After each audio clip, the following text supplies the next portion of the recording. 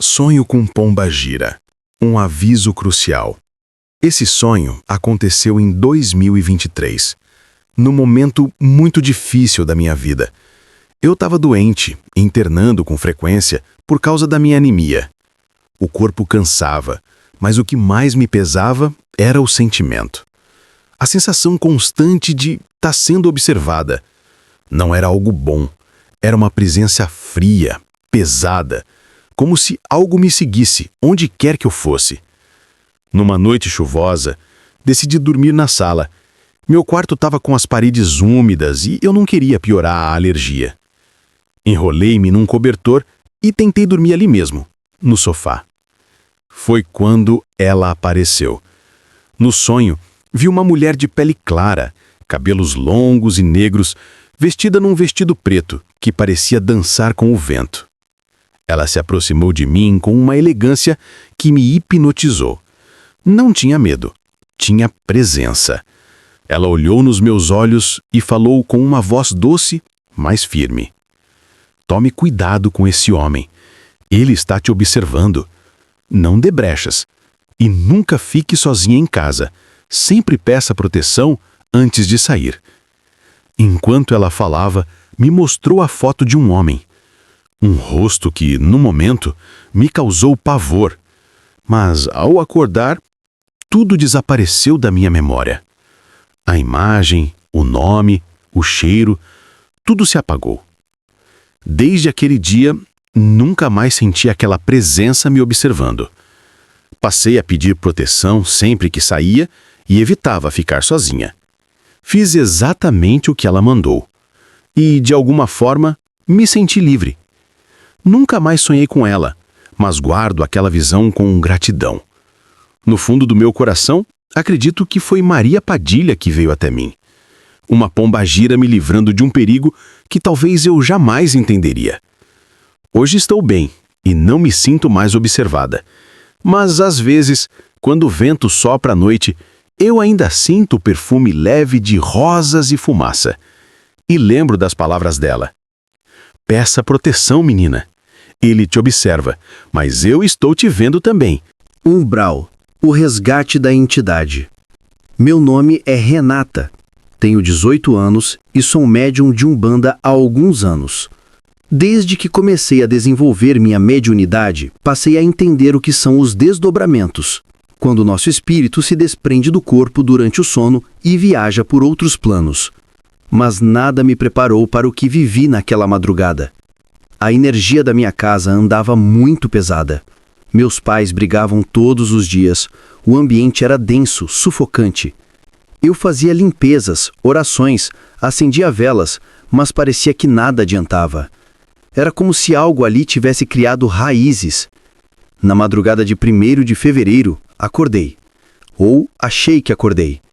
Meu corpo estava deitado na cama, mas o meu espírito estava em outro lugar. Eu sabia que era um desdobramento. Senti o coração acelerar e, de repente, eu estava no banheiro da minha antiga escola. Um lugar cinzento, frio, com uma goteira pingando no chão. Quando olhei no espelho, vi um menino entrar. Tinha uns 7 ou 8 anos, pele clara, cabelos loiros. Ficou parado, me olhando, mas quando percebi que os olhos dele eram completamente brancos, gritei. Tentei convencê-lo de que era apenas um sonho. Segurei pelos ombros, sacudi, mas ele não reagia. Virou-se e foi embora como se nunca tivesse estado ali. De repente, tudo mudou. Eu estava de volta à minha casa, mas o ambiente era outro. Escuro, frio, sem vida. As janelas fechadas, o silêncio cortante. Chamei por meus pais. Ninguém respondeu. E quando olhei para o celular, percebi algo terrível. A imagem de fundo, que na vida real era de Oxum, tinha se transformado na face de um demônio. Chifres enormes, pele negra com veios vermelhos. E ele estava na porta do meu quarto, me observando. Senti o medo me paralisar. Fechei os olhos, rezando, tremendo. Quando abri, ele havia sumido, mas a presença ainda estava lá. Corri. Corri pela casa, descalça, em pânico, e saí para a rua. As casas estavam lá, mas não havia ninguém. Nenhuma alma viva. Era como se o mundo tivesse sido esvaziado. Continuei correndo até a avenida principal e foi quando os vi. Pessoas, mas com os olhos brancos vagando sem rumo. Rostos pálidos, roupas sujas, corpos que pareciam existir e não existir. Era um umbral, e eu estava presa lá. Chorava, gritava, implorava para acordar, mas ninguém me ouvia. Até que no meio daquela multidão de almas vi um homem, negro, de olhar profundo, usando roupas brancas e um brajá preto e vermelho cruzado no peito. Ele trazia um cachorrinho preto nos braços, e diferente de todos, ele me via. Ele se aproximou e falou: "Minha filha, o que tá fazendo perdida por essas bandas? Tá precisando de ajuda?" Eu mal conseguia responder de tanto chorar. Ele me abraçou e naquele abraço todo o medo sumiu. Senti paz, acolhimento, como se eu tivesse voltado para casa. Ele me olhou e disse: "O nego aqui não pode parar agora. Tem muita gente para levar para a luz. Mas toma, liga pro teu pai. Se ele não te atender, o nego volta para te buscar. Esse mundo aqui não é o teu lugar." Quando olhei para minha mão, vi o celular, o mesmo que eu tinha deixado em casa. Mas agora, a imagem de fundo tinha voltado a ser Manoa Chum. Liguei. E assim que ouvi a voz do meu pai do outro lado, acordei. Acordei suando, com o coração disparado. Sabia que aquilo não era só um sonho. Era um aviso, um resgate. Acredito que aquele homem era uma entidade da minha coroa, talvez um preto velho, talvez um Exu. Ele me mostrou o umbral para que eu entendesse o quanto as energias da minha casa estavam corrompidas. Foi uma lição dura, mas necessária. Hoje, antes de dormir, eu oro, limpo o ambiente, acendo uma vela branca e peço para que ele continue me guiando, porque sei que se não fosse por ele, talvez eu nunca tivesse voltado. O preço da inveja. Eu nunca fui o tipo de pessoa que acreditava nessas coisas de espíritos, maldições ou energia negativa. Sempre achei que tudo isso era um amontoado de superstições, histórias inventadas para assustar gente ignorante. Mas a vida tem uma forma cruel de nos mostrar que a nossa visão de mundo nem sempre é a única verdade. E eu aprendi isso da pior maneira possível. Eu tinha tudo: um bom emprego, um relacionamento estável, o respeito de todos ao meu redor. Eu era aquela pessoa que os outros invejavam mesmo sem eu pedir para ocupar esse lugar. E foi justamente essa inveja que destruiu a minha vida. Tudo começou quando eu consegui o cargo dos meus sonhos, o mesmo pelo qual eu e minha melhor amiga, Bianca, havíamos disputado de forma não oficial. Nunca falamos abertamente sobre isso, mas eu sabia que ela desejava o mesmo. Nós nos conhecemos na faculdade, fomos inseparáveis por anos, compartilhando sonhos, segredos e desilusões. Eu era a loira sorridente, ela, a morena misteriosa. Uma dupla improvável, mas perfeita. Ou assim eu acreditava. Lembro do dia em que recebi a notícia. Haviam me escolhido para coordenar um projeto internacional. Eu mal cabia em mim de felicidade, mas também fiquei apreensiva com a reação dela. Bianca sempre foi competitiva, mas de um jeito que parecia inofensivo. Quando contei, ela sorriu, um sorriso forçado talvez, e me abraçou com força. "Você merece, Camila. Sempre foi melhor do que eu nisso." Naquele momento, eu deveria ter percebido, mas não percebi. Como poderia? Ela era minha melhor amiga, a pessoa em que eu mais confiava. Os primeiros meses foram maravilhosos. Eu viajava o tempo todo, conhecia pessoas influentes e sentia que estava construindo algo importante. Mas, aos poucos, as coisas começaram a mudar. Primeiro vieram os sintomas físicos: cansaço extremo, dores de cabeça constantes, uma sensação de peso nos ombros que não me deixava em paz. Achei que fosse só estresse. Mas então começaram os sonhos. Sempre o mesmo. Uma figura escura, indistinta, me observando de longe, sussurrando palavras que eu não conseguia entender. Eu acordava suando frio, o coração disparado. Depois as coisas pioraram. Meu cabelo começou a cair. Primeiro pequenas mechas no travesseiro, depois tufos inteiros no chuveiro. Eu chorava todas as manhãs. Aquilo me destruía. Eu sempre fui vaidosa, conhecida por ser bonita, e ver aquilo indo embora aos poucos era como perder partes de mim. E como se não bastasse, comecei a engordar sem motivo. Eu quase não comia. Mesmo assim, meus vestidos já não serviam. Era como se algo dentro de mim estivesse me devorando, me deformando. Meu relacionamento, que era o meu porto seguro, também começou a ruir. Henrique, meu namorado, se afastou. Disse que não conseguia lidar com o que estava acontecendo comigo. E então veio o golpe final. Ele começou a namorar a Bianca. Eu desabei. Perdi tudo: o emprego, o apartamento, a autoestima. Voltei para a casa da minha mãe, numa cidade pequena do interior, tentando juntar os pedaços do que restava de mim. Foi lá que reencontrei Dona Rita, uma antiga empregada da família, agora mãe de santo em um terreiro de Umbanda. Quando ela me viu, não demonstrou espanto, apenas me olhou fundo nos olhos e disse: "Minha filha, alguém te fez um trabalho muito pesado. Queriam te destruir." Eu ri, achei absurdo. Mas a verdade é que eu não tinha mais nada a perder, então fui até o terreiro com ela. Quando entrei, senti uma energia diferente no ar. Densa, antiga, viva. Fui recebida por uma entidade incorporada em um médium.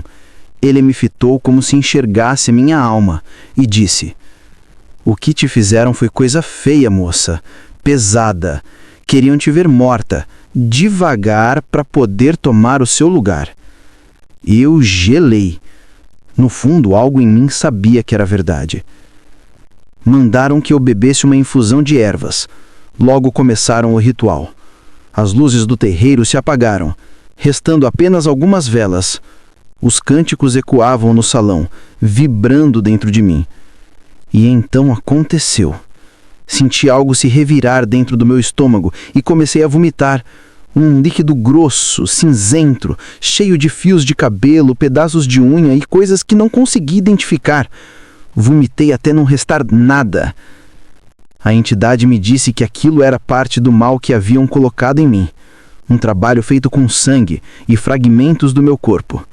E então ele revelou um nome: Bianca. Eu quis negar, mas como negar o óbvio? Era ela. Zé Pilintra me avisou: "Esse mal ainda vai tentar te alcançar, mas agora você não tá mais sozinha." Saí dali sentindo medo, alívio e um vazio profundo. Por um tempo as coisas melhoraram. Meu cabelo parou de cair, comecei a emagrecer, o peso foi diminuindo, mas os sonhos voltaram, e piores do que nunca. A figura sombria agora tinha rosto, olhos vermelhos, garras longas. Sussurrava no meu ouvido que a minha alma já lhe pertencia. A casa começou a se manifestar. Portas batiam, luzes piscavam, o rádio ligava sozinho, sempre tocando músicas tristes, sobre morte. Minha mão ficou apavorada. Eu também. Voltei ao terreiro. Os rituais se intensificaram. Dessa vez quem desceu foi Exu Caveira. Ele me disse que a luta ainda não havia acabado. Foram 2 anos de luta, de noites em claro, de medo, mas no final eu venci. E Bianca não teve a mesma sorte. Pouco tempo depois ouvi que ela havia sofrido um acidente terrível. Ficou paralítica. Dizem que enlouqueceu, que via sombras e ouvia vozes. Nunca mais a vi. E sinceramente, não sei se quero. Hoje, continuo frequentando o terreiro, não só para me proteger, mas porque eu sei que o sobrenatural ainda me ronda, que existem forças me observando, esperando um descuido. Mas agora eu tô preparada. E aprendi uma lição que jamais esquecerei. O poder da inveja é real. E às vezes, o demônio que destrói a nossa vida veste o rosto de quem mais amamos. Me demandaram e fui salva pelas minhas entidades. Eu sempre fui uma pessoa de fé. Não daquelas que vivem de igreja em igreja, mas alguém que acredita na força do invisível, no poder que vem do lado espiritual. Desde pequena, eu sentia coisas, intuía, sonhava com situações que depois aconteciam. Mas por medo do julgamento, guardei isso para mim. Até o dia em que as coisas começaram a sair do controle. Tudo começou de um jeito estranho, silencioso. Primeiro foram as dores de cabeça que vinham do nada. Depois o cansaço absurdo. Eu dormia e acordava como se não tivesse descansado. Meu corpo pesava. As noites começaram a ficar piores. Eu ouvia sussurros, passos, o som de alguém andando no corredor, mesmo estando sozinho em casa. E quando o espelho do meu quarto rachou sem motivo, eu entendi que algo estava muito errado. Fui atrás de ajuda médica, fiz exames e tudo dava normal, mas eu sabia que não era físico. O problema era espiritual. Comecei a procurar um terreiro, guiada pela intuição. Acabei sendo levada até uma casa antiga, humilde, mas com uma energia diferente, viva. Quando entrei, senti arrepio da cabeça aos pés. A mãe de santo me olhou de um jeito que parecia me atravessar por dentro e disse: "Filha, te demandaram. Jogaram coisa pesada para te derrubar." Na hora, meu corpo inteiro gelou. Eu nunca tinha feito mal a ninguém, mas como ela explicou, às vezes a inveja basta. Fizeram para me ver cair, para me ver doente, sem ânimo, sem direção. Durante a primeira gira, senti uma força tomar conta de mim. Foi uma mistura de medo e alívio. Eu chorava, tremia, e de repente uma voz firme e serena falou através do corpo da mãe de santo.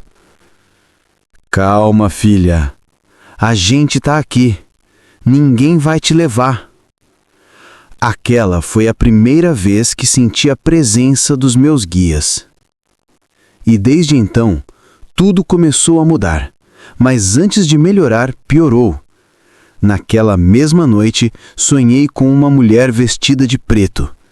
Ela me observava no canto do quarto, parada. Seus olhos eram fundos, como poços escuros. Ela sorria, mas era um sorriso cruel. Acordei com um grito preso na garganta.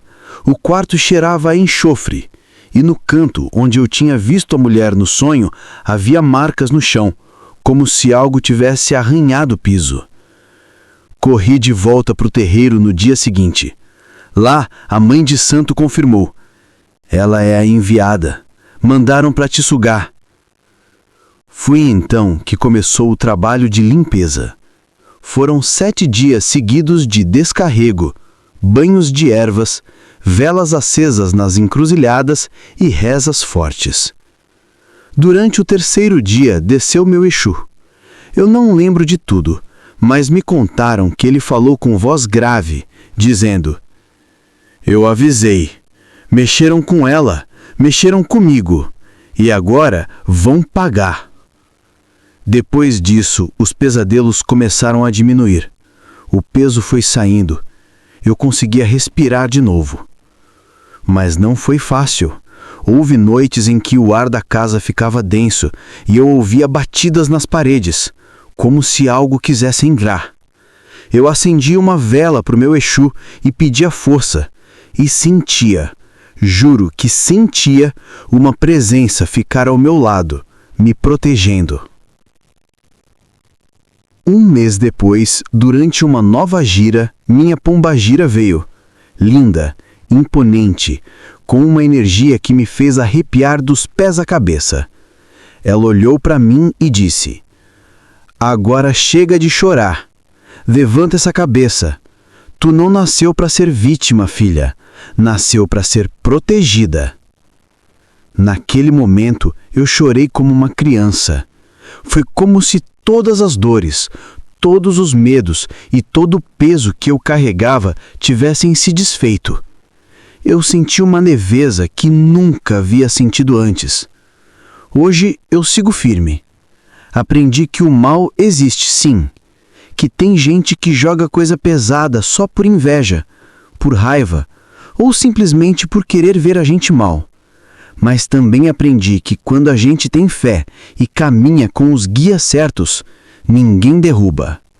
As demandas vieram, tentaram me levar, mas eu não caí, porque antes de mim vieram as minhas entidades, e elas não deixam ninguém tocar em quem é delas. O bode e a rosa. Meu nome é Rita, tenho 48 anos e sou umbandista, embora estivesse um pouco afastada da religião há alguns anos por não ter encontrado um lugar onde eu me sentisse bem. Na época desse acontecimento, eu tinha 41 anos, estava recém-divorciada e tentando aproveitar um pouco da liberdade. Decidi visitar minha irmã, que mora em uma cidade pequena do interior de São Paulo. Foi lá que conheci Carlos, um rapaz muito caridoso e também umbandista. Hoje ele é pai de santo. Ele fazia atendimentos espirituais em casa, apenas por caridade. Resolvi procurá-lo para saber o que a vida me reservava. No horário combinado, estávamos só eu e ele. Ele me explicou que iria incorporar uma de suas entidades, seu Tranca das Almas, e que ele deixava vir quem fosse necessário no momento, não apenas Exus.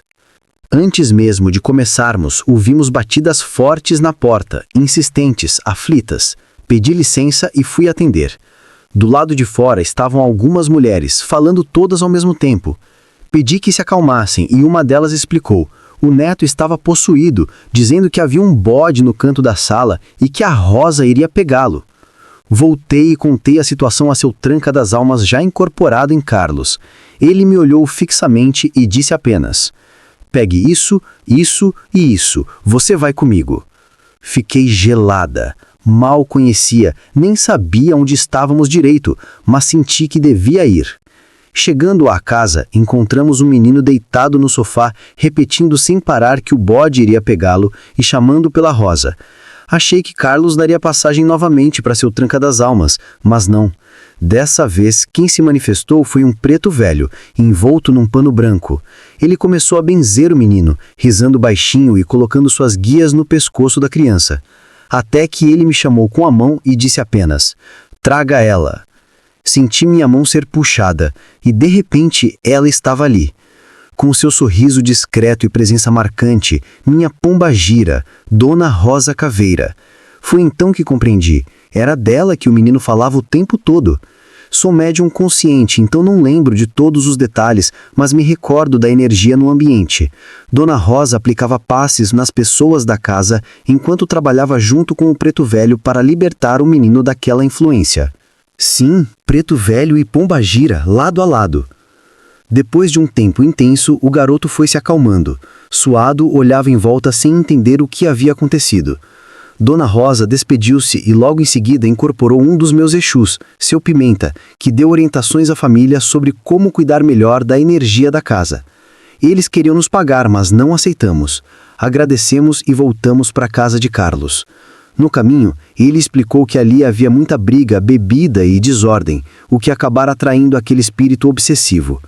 De volta à casa, já era tarde. Carlos incorporou novamente seu Tranca das Almas e passamos um tempo cantando pontos de Exu.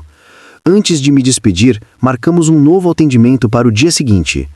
Mais tarde, refletindo sobre tudo o que aconteceu, cheguei a uma única conclusão. A espiritualidade sempre sabe o que faz.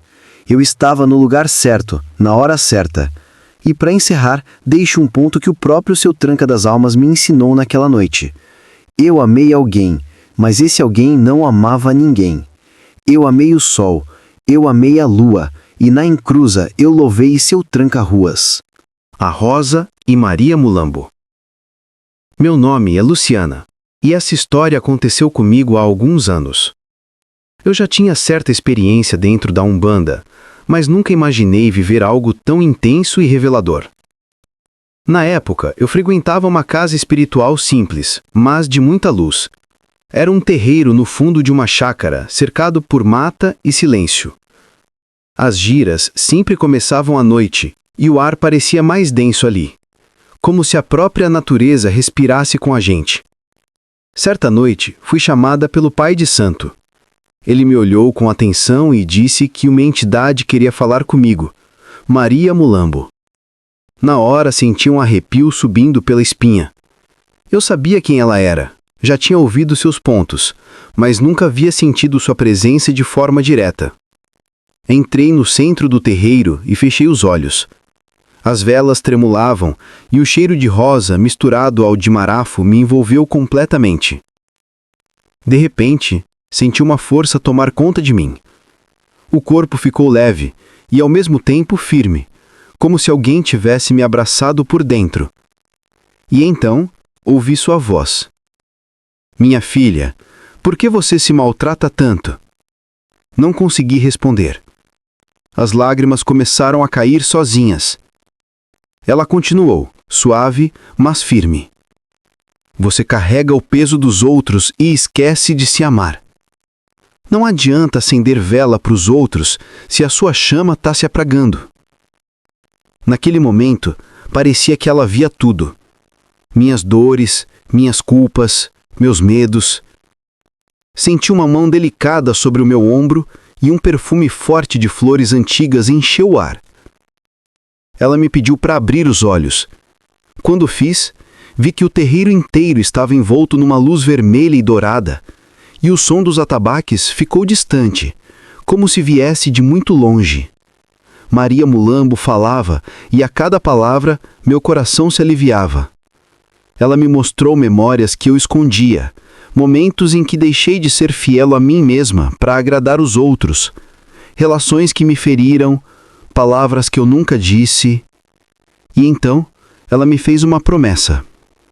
Eu vou te ensinar a se levantar, porque até o que o povo chama de lixo, um dia vira flor, minha filha. Depois disso, o corpo começou a pesar e senti a energia se afastando lentamente. Quando voltei em mim, estava de joelhos, com as mãos no chão, chorando. As outras pessoas no terreiro se aproximaram, me ajudaram a levantar e me deram um copo de água. Mas eu sabia, não era só um atendimento, era um chamado. Naquela noite, ao voltar para casa, o perfume de flores ainda estava comigo. E antes de dormir, ouvi uma voz suave no quarto, como um sussurro carinhoso. Dorme em paz, minha rosa, a dor acabou. Desde então, sempre que acendo uma vela para Maria Mulambo, eu sinto o mesmo perfume. E lembro que foi ela quem me ensinou que não existe dor eterna, só transformação. Porque o amor da espiritualidade nunca abandona quem caminha com fé. Iemanjá, o chamado do mar. Meu nome é Camila, e até hoje eu não sei explicar completamente o que aconteceu naquela noite. Mas de uma coisa eu tenho certeza: Iemanjá me salvou. Tudo começou numa fase muito difícil da minha vida. Eu estava desempregada, com o coração despedaçado depois de um relacionamento abusivo, e a sensação que eu tinha era de estar completamente sozinha no mundo. Sabe quando o silêncio da casa parece te engolir? Era assim que eu me sentia. Certa noite, eu sonhei com o mar. Mas não era um sonho comum. Era tão real que eu sentia o cheiro do sal, o toque gelado da água nos meus pés, e o som das ondas parecia pulsar dentro do meu peito, como se chamassem o meu nome. Camila. Acordei com o coração acelerado, suando frio, mas com uma paz estranha. No dia seguinte, enquanto tomava café, percebi algo curioso. O rádio da cozinha, que estava desligado há semanas, ligou sozinho. A música que começou a tocar falava sobre o poder das águas e a força das sereias. Na hora, meu corpo arrepiou inteiro. Nos dias seguintes, os sinais começaram a se repetir. Toda vez que eu pensava em desistir de tudo, o som do mar vinha na minha cabeça, do nada. E à noite eu sonhava com a mesma mulher, uma figura linda, envolta em luz azulada, com olhos serenos e um sorriso maternal. Ela me chamava com um gesto suave, como quem convida para um abraço. e sempre dizia a mesma coisa: não tema as ondas, tema o que você guarda no fundo do coração. Na terceira noite desse sonho, acordei chorando. Eu sabia, de algum jeito, que precisava ir até o mar. Moro no interior e a praia mais próxima fica a quase 4 horas de viagem, mas a vontade era tão forte que no fim de semana eu peguei o carro e fui. Quando cheguei, o céu estava cinza, o vento gelado e o mar parecia revolto. Mesmo assim, senti que precisava entrar. Deixei os sapatos e caminhei até a beira da água. O primeiro toque da onda foi como um choque elétrico. Um arrepio tão intenso que me fez ajoelhar ali mesmo. E então ouvi a voz novamente. Você chorou bastante, minha filha. Agora devolva essa dor para mim. Naquele instante comecei a chorar sem conseguir parar. As lágrimas se misturavam à água do mar e parecia que tudo, absolutamente tudo que me doía estava sendo levado embora. O vento ficou mais forte e o som das ondas cresceu como um cântico. Olhei para o horizonte e, por um segundo, juro que vi uma silhueta feminina no meio da espuma. Ela estava ali, me observando, com os mesmos olhos do sonho. A maré subiu de repente, cobrindo meus joelhos, e o vento trouxe o perfume de flores brancas. Senti um calor no peito e uma paz tão grande que me fez sorrir em meio ao choro. Eu sabia que era ela, Iemanjá. Fiquei ali, quieta, por longos minutos, até que o mar começou a recuar. Voltei para o carro ainda tremendo, mas com a alma leve, como se tivesse renascido. Naquela noite dormi profundamente pela primeira vez em meses, e antes de apagar, ouvi a mesma voz sussurrando. Nunca mais se esqueça, você é das águas, e as águas te curam. Desde então, todo dia 2 de fevereiro eu acendo uma vela branca, coloco uma rosa em um copo com água e agradeço. Porque naquela praia eu descobri que nem toda tempestade vem para destruir. Algumas vêm para devolver a vida. E foi o mar, o mesmo mar que um dia me assustou, que me ensinou o verdadeiro sentido da fé. O espelho e a mulher de preto. Meu nome é Patrícia e eu nunca acreditei nessas histórias de espelho, assombrações ou entidades. Até o dia em que uma delas resolveu me encarar de volta. Tudo começou quando eu me mudei para um apartamento antigo, no centro da cidade. O lugar tinha aquele cheiro de madeira úmida e passado esquecido, mas era barato e eu precisava sair da casa dos meus pais. A antiga moradora, uma senhora que parecia cansada da vida, me entregou as chaves e disse uma única coisa. Só não mude o espelho do quarto. Ele sempre ficou ali. Achei aquilo estranho, mas não dei importância. Era um espelho oval, grande, com moldura de ferro escurecido. Tinha algo de bonito e, ao mesmo tempo, perturbador. Toda vez que eu passava por ele, sentia um frio leve subir pelas costas, mas eu me convencia de que era a impressão minha. As semanas foram passando e as coisas começaram a mudar. Primeiro, pequenos ruídos à noite. Passos lentos, como se alguém andasse descalço pelo corredor. Depois, sussurros, quase inaudíveis, como uma mulher falando muito perto do meu ouvido. E o pior, o reflexo do espelho às vezes parecia atrasado. Eu me mexia e a imagem demorava 1 segundo para acompanhar. Na terceira semana, comecei a acordar às 3 da manhã, sempre com a mesma sensação. Alguém me observava. O espelho ficava de frente para a cama, e mesmo no escuro eu conseguia ver sua superfície refletindo um brilho estranho. Uma madrugada, sem conseguir mais suportar, acendi o abajur e olhei diretamente para ele. Foi quando vi. Atrás do meu reflexo havia uma mulher vestida de preto. Ela estava parada, imóvel, com o rosto coberto por um véu. O tecido tremia levemente, como se respirasse. Meu corpo inteiro paralisou. Virei o rosto rápido para trás, mas o quarto estava vazio. Quando olhei de novo para o espelho, Ela ainda estava lá, só que mais perto. Gritei e joguei um lençol em cima do espelho, tremendo. Na manhã seguinte, tentei retirar o espelho do quarto, mas ele parecia preso à parede de um jeito estranho, como se fizesse parte dela. Liguei para o zelador e ele apenas balançou a cabeça. Esse espelho já estava aí antes do prédio ser reformado. Dizem que pertencia à antiga dona do terreno, uma mulher que morreu esperando o marido voltar da guerra. As noites seguintes foram um tormento. Mesmo coberto, o espelho deixava escapar sons. Um murmúrio baixo, como se alguém chorasse do outro lado. Eu tentava ignorar, colocava música, rezava, mas a sensação de estar sendo observada nunca passava. Até que numa madrugada de chuva, o lençol caiu. Acordei com um barulho, e quando olhei, o espelho estava completamente embaçado. Só que, por dentro, me aproximei devagar, com o coração disparado. E então, com a mão trêmula, passei o dedo sobre o vidro.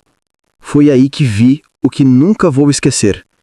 A mulher estava colada do outro lado, com o véu rasgado e os olhos completamente negros. Ela abriu a boca, mas não saiu som algum. Apenas uma fumaça escura começou a se espalhar pelo espelho, como se ele estivesse vivo. Senti o ar do quarto ficar pesado e o cheiro de flores mortas invadiu tudo. Corri até o interruptor, acendi todas as luzes e a imagem desapareceu. Mas o espelho ficou rachado. No centro, bem onde meu reflexo costumava aparecer, surgiu uma fenda fina e dela escorreu algo que parecia água. Só que era preta. Na manhã seguinte, chamei um caminhão de mudança e fui embora. Deixei o espelho ali, coberto novamente, e nunca mais voltei. Alguns meses depois, o prédio foi interditado. Ouvi dizer que o apartamento onde eu morava pegou fogo. E o único objeto intacto que encontraram no meio das cinzas foi o espelho. Desde então, eu evito qualquer superfície que reflita demais. Espelhos, vidros, até vitrines. Porque às vezes, juro, ainda vejo um véu preto se movendo atrás de mim. E quando isso acontece, eu finjo que não vi, mas sei que ela ainda está lá, esperando. O chamado da Serra Maldita. Meu nome é Camila, e até hoje não sei explicar o que aconteceu naquela serra. Nem sei se foi um aviso ou um castigo, mas uma coisa eu aprendi. Existem lugares onde o silêncio tem dono. Tudo começou quando eu e 2 amigos decidimos fazer uma trilha numa região afastada, conhecida como Serra das Almas. Um lugar antigo, cercado de histórias que os mais velhos evitavam comentar. Os moradores diziam que lá era onde o vento fala com os mortos. A gente riu disso, claro. Jovens, curiosos, sem fé e sem medo. Saímos cedo, com mochilas leves e coragem de sobra. A estrada de terra era estreita, e conforme subíamos, a mata se fechava. As árvores pareciam se curvar sobre nós como se observassem em silêncio. O som dos pássaros foi desaparecendo aos poucos e o ar ficou pesado, úmido, quase difícil de respirar. Lá pelas 4 da tarde, paramos perto de um córrego para descansar. Foi quando eu ouvi a voz. Era fraca, feminina, e parecia vir da floresta. Chamava meu nome, bem baixinho. Camila, volta.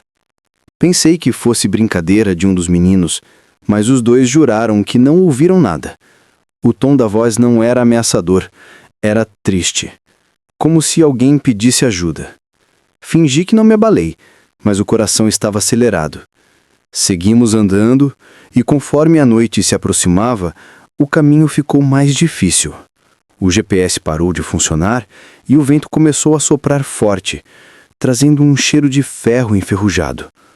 Meu amigo Lucas comentou que parecia sangue. Eu quis rir, mas não consegui. Quando o sol sumiu, decidimos montar acampamento. A fogueira tremulava, lançando sombras deformadas nas árvores. Eu não conseguia tirar da cabeça o som daquela voz. E então, por volta das 2 da manhã, Ela voltou. Dessa vez, todos ouviram. Uma mulher chorando, chamando alguém. Era um som distante, mas que ecoava como se estivesse dentro das nossas cabeças. Lucas pegou a lanterna e começou a gritar: "Tem alguém aí?" Mas a floresta respondeu com silêncio. Aos poucos, o choro virou um gemido, e depois, um grito. A fogueira se apagou sozinha. O frio era insuportável, e o vento agora soava como se arranhasse os galhos. De repente, entre as árvores, vimos uma figura de branco. Parada, imóvel, com o cabelo longo e molhado, cobrindo o rosto. Ela não andava, deslizava. Quando a luz da lanterna a atingiu, o corpo dela parecia transparente, como se fosse feito de névoa. Ela ergueu a cabeça, e os olhos, negros, sem brilho, encontraram os meus. Senti um peso me puxar para trás, o chão parecia desaparecer. Caí de joelhos e ouvi uma voz dentro da minha mente dizendo: "Você ouviu o meu chamado. Agora vai ver o que é a serra." A partir daí, lembro apenas de flashes, rostos pálidos entre as árvores, gritos abafados e o som de tambores muito distantes. Vi sombra subindo e descendo a serra, como se houvesse uma procissão de almas vagando. E no centro de tudo, aquela mulher. Ela estendia as mãos, cobertas de terra, e me olhava como se pedisse que eu ficasse. Desmaiei. Quando acordei, estava amanhecendo. A fogueira ainda estava acesa, como se nada tivesse acontecido. Lucas e o outro amigo estavam dormindo, mas o rosto deles estava pálido, suado. Eles disseram que eu tinha sumido por quase 1 hora e que, durante esse tempo, ouviram passos e cânticos por toda a mata. Voltamos o mais rápido que conseguimos, mas, desde aquele dia, nenhuma tecnologia funciona perto da serra. Celulares travam, bússolas giram sem parar e até os pássaros evitam aquele trecho. 1 mês depois, sonhei com ela. A mulher de branco. No sonho, ela estava sentada na beira de um rio, penteando o cabelo e olhando para mim. Disse apenas uma frase, num tom calmo, quase maternal: "A serra te chamou, mas ainda não te levou." Acordei com o corpo coberto de aranhões, como se tivesse atravessado o mato correndo. O cheiro de terra molhada ainda estava nas minhas mãos. Hoje evito falar disso, mas às vezes, quando o vento sopra diferente e o som dele parece um sussurro, eu juro que ouço meu nome de novo. E é sempre a mesma voz, triste, distante, chamando. O aviso de Zé. Meu nome é Marta, e até hoje, quando lembro do que aconteceu comigo, meu corpo inteiro se arrepia. Já faz alguns anos, mas é como se tudo tivesse acontecido ontem. Era 2015. Eu tinha 18 anos e estava completamente apaixonada. Namorava um rapaz havia 5 anos, e ele era tudo para mim. Sabe aquele tipo de amor cego, que faz a gente achar que não existe vida sem a outra pessoa? Era assim comigo. Eu não imaginava sequer um dia longe dele. Ele era carinhoso, atencioso, sempre presente. Nunca me deu motivos para desconfiar de nada. Mas, às vezes, a vida prepara armadilhas que só o destino entende. Naquela época, uma amiga muito próxima estava passando por uma fase terrível. Crises, pesadelos, sentimentos ruins. Ela me chamou para acompanhá-la a um terreiro, pedindo ajuda espiritual. Eu nunca tinha entrado em um. Cresci em uma família evangélica, e tudo que eu ouvia sobre essas coisas era o pior possível. Mas eu não tive coragem de recusar. Ela precisava de mim.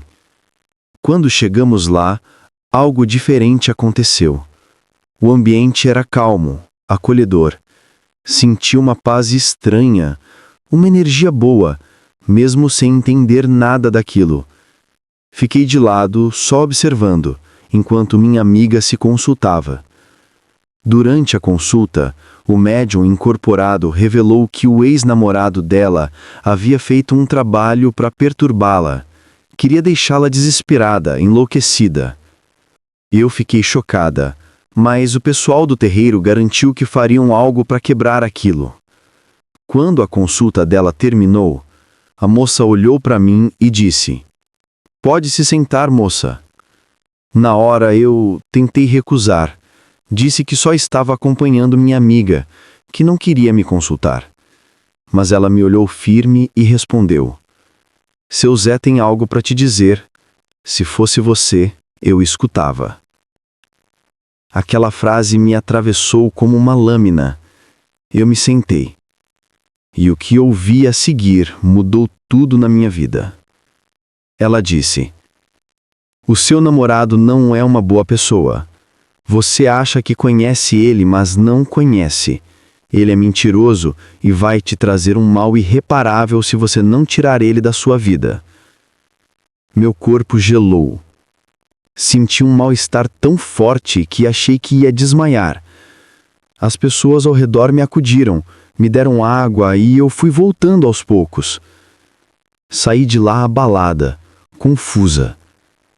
Como assim ele não era uma boa pessoa?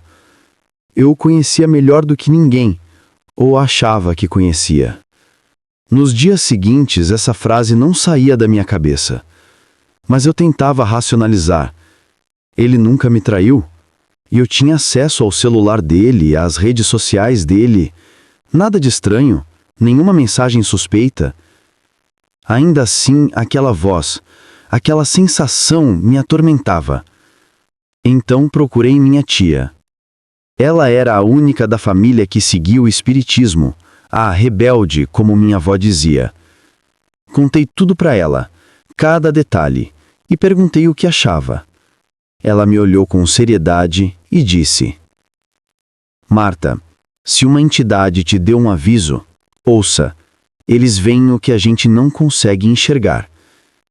Essas palavras me fizeram pensar. 3 dias depois, tomei coragem e chamei meu namorado para conversar.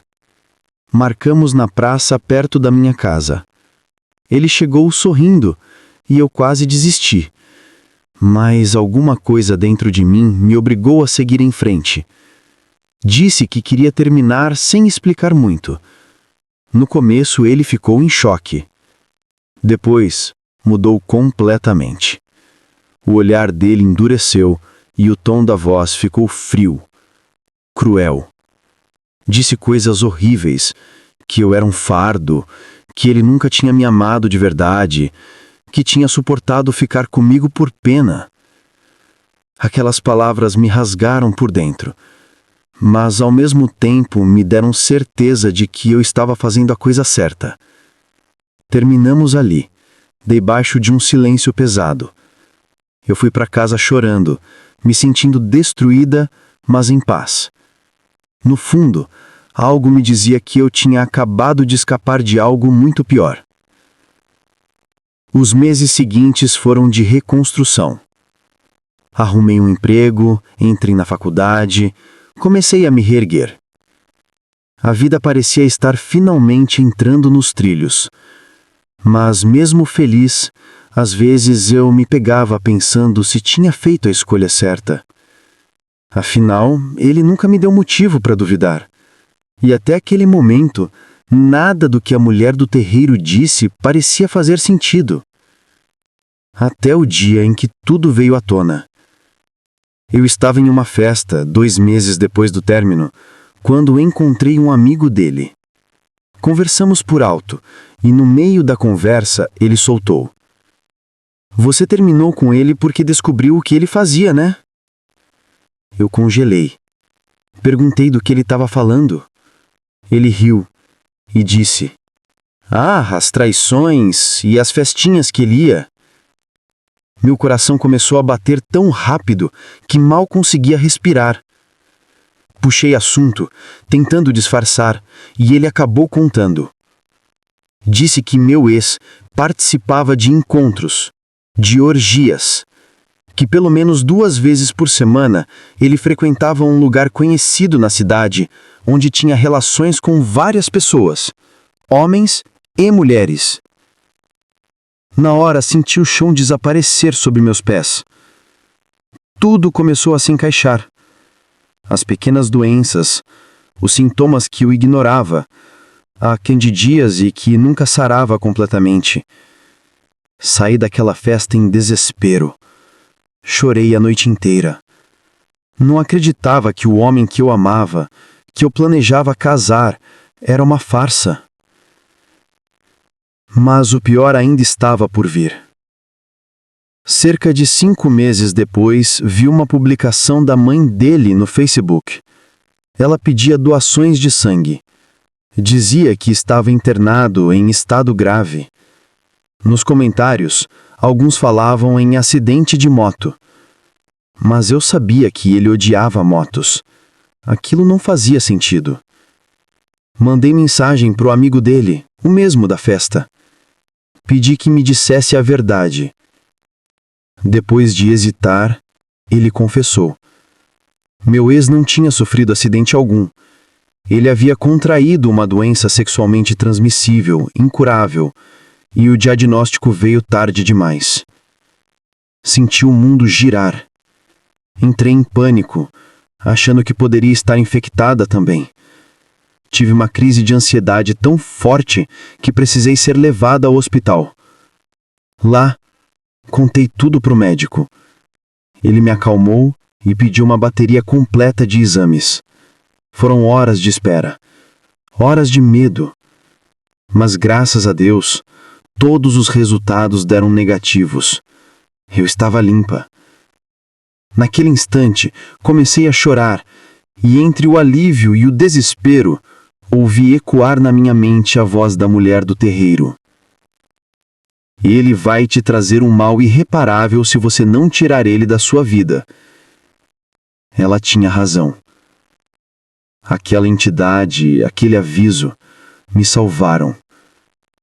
Desde então, nunca mais duvido do que vem do espiritual. Nunca mais ignorei um pressentimento. E nunca mais deixei o amor me cegar. Hoje ele vive com a doença. Eu o perdoei, mas nunca mais quis vê-lo. Perdão sim. Convivência nunca mais. Às vezes penso no livramento que eu tive. E tremo só de imaginar o que teria sido da minha vida se eu não tivesse escutado aquele aviso. Promessa a Maria Padilha. Meu nome é Júlia, e até hoje me arrepio quando lembro daquele dia em que tudo começou a mudar. Era 20 de janeiro de 2023 quando comecei a trabalhar em uma empresa de telemarketing. Eu estava feliz, afinal precisava daquele emprego, e o treinamento tinha sido tranquilo. Mas bastou eu entrar na rotina real para perceber o inferno que era aquilo. O sistema era confuso, os clientes agressivos, e ainda por cima eu precisava vender seguros no final de cada ligação. Eu nunca fui boa em vendas, detestava isso, e em 4 dias só consegui vender um único seguro, porque o cliente já ligou querendo comprar. A pressão era tanta que eu chegava em casa exausta, chorando. Até que um dia, 15 de fevereiro, uma colega me contou que no dia seguinte teria um mutirão de entrevistas para uma vaga de moderadora de redes sociais. Aquilo me pareceu uma luz. Eu pensei, qualquer coisa é melhor do que esse lugar. No dia seguinte, menti que estava doente e fui. Levei comigo uma colega do trabalho. Chegando lá, havia muita gente, mas eu tinha uma pequena vantagem. Uma amiga que já havia trabalhado nessa empresa me enviou a prova da primeira etapa. Eles sempre usavam a mesma. Passei a noite estudando e, quando chegou a hora, consegui fazer tudo rápido. Passei de primeira. Mas ainda havia a segunda etapa, uma entrevista com o RH e o supervisor. Minha colega foi eliminada e eu fiquei sozinha, esperando, com o coração disparado. Cada vez que o entrevistador aparecia, chamava alguns nomes e dizia: "Infelizmente, vocês não foram aprovados." E o medo só crescia. Entrei no banheiro e olhei para mim mesma no espelho. Tremendo, pedi em voz baixa: com o coração apertado. Maria Padilha, por favor, me escute. Se eu conseguir esse emprego, eu te prometo que hoje mesmo vou te entregar champanhe rosé, rosas e velas. Eu prometo. Fiquei repetindo isso mentalmente. Era como se cada célula do meu corpo rezasse. Quando voltei para a sala, o entrevistador entrou novamente e começou a chamar os nomes. O primeiro nome foi o meu. Meu corpo gelou. Fui até ele quase sem forças, e quando olhei para a ficha estava escrito: aprovada. Senti as lágrimas subirem. Passei no teste de digitação e fui a única aprovada de primeira. Saí dali sem pensar duas vezes. Fui até a antiga empresa e pedi demissão. A sensação era de libertação, de que algo maior tinha ouvido meu pedido. Cheguei em casa radiante. Comprei tudo o que prometi: champanhe rosé, rosas e velas. Montei minha entrega com carinho e agradeci a Maria Padilha de todo o coração. No momento em que acendi as velas, senti uma energia quente e vibrante me envolver. Era como se ela estivesse ali comigo, sorrindo. E assim foi. A promessa feita, a promessa cumprida. A vida seguiu mais leve desde aquele dia. E até hoje, quando lembro daquele espelho, me vem uma sensação de gratidão profunda. Obrigada, minha Padilha. Zé Pilintra me salvou aquele dia. Meu nome é Júlia também, e o que vivi naquela época ainda me emociona profundamente. Fui criada pela minha avó, uma mulher simples e católica, embora não muito praticante. Desde cedo aprendi a respeitar todas as religiões, mas a minha curiosidade sempre foi maior que o medo. Desde criança eu via e sentia coisas, energias ruins, vultos, e até o meu pai falecido que aparecia nos meus sonhos. Muitos deles se tornavam realidade dias depois. Nunca sonhei com números de loteria, infelizmente, mas já sonhei com acidentes, mortes, reencontros, e todos se cumpriram. Com 13 anos, fui morar com minha mãe, uma mulher difícil, amarga. Hoje eu digo sem medo, uma verdadeira maledita. Era do tipo que se envolvia com homens comprometidos, fazia feitiços e espalhava maldade por onde passava. Foi nessa época que tive meu primeiro contato com a Umbanda. Estávamos na casa de amigos dela, e de repente um dos homens incorporou uma entidade. Eles foram para um cômodo, fecharam a porta, e eu, curiosa, fiquei ouvindo por trás. De repente a voz lá de dentro me chamou pelo nome. Eu gelei. Como sabiam que eu estava ali? Entrei, tremendo, e a entidade me olhou com calma. Falou comigo. Me explicou sobre a Umbanda e disse que eu tinha um caminho ali. Um ano depois, voltei a um terreiro com minha mãe. Lá conheci um homem estranho, o único no meio de tantas mulheres. Não gostei dele de cara, mas segui a noite. No meio da gira, uma entidade me chamou. Zé Pilintra. Nunca vou esquecer. Ele sorriu e me disse: eu sou teu pai espiritual. A partir de hoje eu te acompanho e te protejo. Tu és minha filha. Guardei aquelas palavras com o coração fervendo. 2 semanas depois, aquele homem que eu não gostava apareceu bêbado com minha mãe. Ela, igualmente embriagada, começou a inventar mentiras sobre mim. E ele se voltou contra mim com ódio. Eu tinha 14 anos, ele mais de 40. Me agrediu, me amarrou com uma corda, disse que ia me levar para o mato e me abandonar lá. Me colocou dentro do carro e eu achei que seria o meu fim. Mas algo aconteceu. A esposa dele apareceu do nada. Depois descobri que ela tinha colocado um rastreador no carro. Aquilo salvou a minha vida. Minha mãe me dopou por 1 semana, colocando remédio no iogurte para eu não denunciar, mas quando consegui fugir, fui até o terreiro. Mostrei as marcas no meu corpo, contei tudo. Naquela noite, dormi lá. E sonhei. Sonhei com o que aconteceu, o carro, o desespero, mas dessa vez havia alguém comigo. Um homem de chapéu branco, terno impecável, cachimbo na boca. Ele me protegia, afastava aquele homem. Quando contei no dia seguinte, a mãe de santo me olhou e disse: você sabe quem era, né? Eu balancei a cabeça, confusa. Era o seu Zé Pilintra. Desde aquele dia eu sei.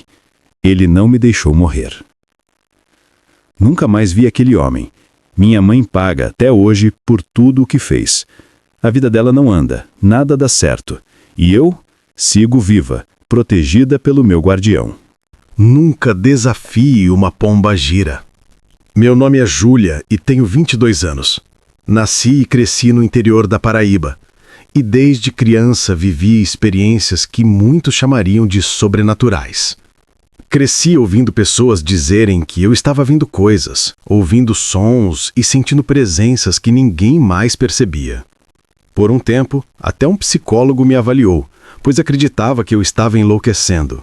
Cerca de 4 anos atrás, percebi que nada daquilo era loucura. Eu tinha mediunidade e precisava aprender a lidar com ela.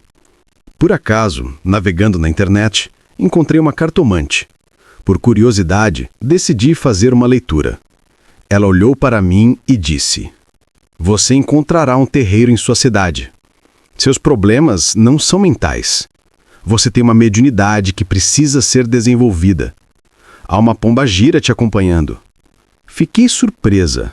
Inicialmente cética, pensei que aquilo não passaria de conversa fiada. Mas algo dentro de mim me disse para prestar atenção. Uma semana depois, comecei a ouvir pontos de pombagira, a sentir sua presença. Estranhamente, não sentia medo, mas acolhimento. Uma mulher chamada Marta, que morava na mesma cidade e era madrinha de um terreiro de Jurema Sagrada, começou a me seguir nas redes sociais. Ela me aconselhou a frequentar o terreiro. Hesitei, mas meu marido sempre me encorajava a ir. Um dia, eu, ignorante e impaciente, soltei a boca. "Olha, eu só acredito no que vejo." Naquela noite, deitei-me, tentando dormir. E foi então que tudo aconteceu. Não sei se era sonho, visão ou incorporação, mas parecia real demais. Vi-me em uma praia de mar azul intenso e dele emergiu uma mulher, Mamãe Iemanjá. A água parecia se transformar nela. Ela caminhou até mim, braços abertos, olhar doce, voz calma. Ela me segurou pelos ombros e perguntou: "E agora, você acredita em mim?" Meu marido, que presenciou o que aconteceu, contou depois que meus olhos estavam brancos, tentando repetir o que ela me dizia, sem sucesso. Parecia que eu transitava entre planos. Quando voltei, estava em lágrimas, mãos adormecidas, tremores intensos, e havia um aroma marcante de rosas no quarto. Na mesma semana, fui ao terreiro. Ali, descobri toda a extensão da minha mediunidade e entendi que o que eu havia vivenciado não era um sonho. Era a pombagira me chamando, me acolhendo e me ensinando. Aprendi a respeitar todas as crenças, nunca mais duvidar do que não consigo ver e nunca mais zombar da espiritualidade alheia. Mamãe Iemanjá mudou minha vida para sempre, mostrando que há proteção, cuidado e amor mesmo nas situações mais estranhas ou assustadoras. Seu Zé Pilintra apareceu para mim quando eu era criança. Meu nome é Júlia e eu tinha cerca de 8 anos quando isso aconteceu. Fui passar a noite na casa da minha prima, que também era a casa da minha avó, onde cresci. Depois que meu avô faleceu, minha avó não conseguiu mais ficar naquela casa, cheia de lembranças dele. A residência era antiga, rodeada por árvores, com uma grande área arborizada. Na parede da sala da cozinha destacava-se um enorme pé de jaca, imenso, sombrio, com um interior muito escuro que fazia barulhos estranhos. Apesar de não dar frutos, era imponente e amedrontador. Por volta da meia-noite, minha prima e eu decidimos brincar na sala. Foi então que avistei uma luz intensa emanando do pé de jaca e se aproximando rapidamente da casa. Assustadas, corremos para chamar a mãe dela, Luísa. Inicialmente, ela pensou que fosse alguma pessoa ou animal, mas a luz se dividiu no ar e avançou em direção ao quintal. Luísa entrou em pânico. Pegamos um terço e começamos a rezar, mas senti alguém me chamando lá fora. Movida por uma intuição, saí e, para minha surpresa, não havia luz, nem assombração. Quem estava ali era um homem acocorado com uma bengala debaixo do pé de jaca, fumando cachimbo. Vestia terno branco e vermelho, e mesmo à distância, senti seu olhar sobre mim e seu sorriso malicioso. Não senti medo. Ao contrário, percebi uma presença protetora. A partir daquele momento, entendi que estava na companhia de alguém que sempre esteve comigo. Minha prima, assustada, não conseguia ver nada e permaneceu em oração. Eu, porém, senti a energia do homem e continuei minha brincadeira até o amanhecer, tranquila e confiante. Já adulta, integrei-me ao terreiro de Jurema. Em minha primeira gira, ele apareceu novamente, exatamente como eu o havia visto na infância. Terno branco e vermelho, cachimbo na boca e bengala na mão. Ele veio me abraçar, me acolhendo como sempre fizera. Perguntei se era ele que eu tinha visto quando criança, mas ele apenas disse: "Era eu desde aquele tempo, lembra?" A partir dali, minha fé se fortaleceu e minha gratidão por seu Zé Pilintra se tornou eterna.